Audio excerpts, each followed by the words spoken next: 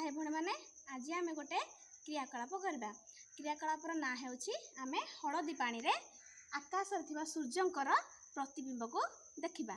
देख आकाश सूर्य अच्छा तार प्रतिबिंब को आम ए देखा। प्रथमे गोटे टब रे मु पानी नहीं साधा पानी एबे से साधा पानी रे आमे किछि हलदी मिसेबा।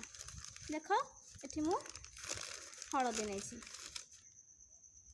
हलदी को आम ए पानी रे मिसई देले। देख एबे आकाश सूर्य अच्छा एबे पानी रे आमे सूर्यंकर प्रतिबिंब देखि पारछंती।